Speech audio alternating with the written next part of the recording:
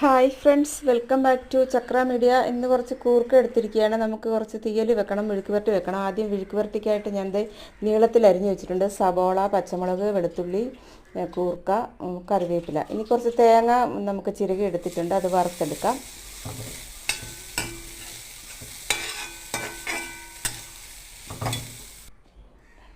അതേ തേങ്ങ മൂത്ത് വന്നിട്ടുണ്ട്.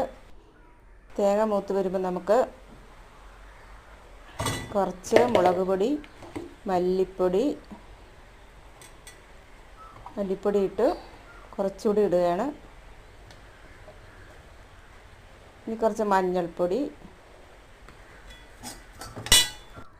ഇത്രയും മസാലകൾ മതി, ഒരുപാട് മസാലകളൊന്നും ചേർക്കുന്നില്ല. വറുത്തെടുത്തിട്ടുണ്ട് തേങ്ങ, ഒന്ന് തണുക്കാൻ വെക്കാം.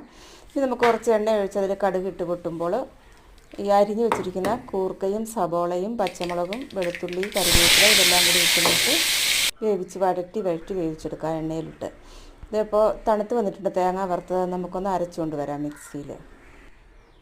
അപ്പോൾ ഇതേ അരച്ചുകൊണ്ട് വന്നിട്ടുണ്ട് അരപ്പ്.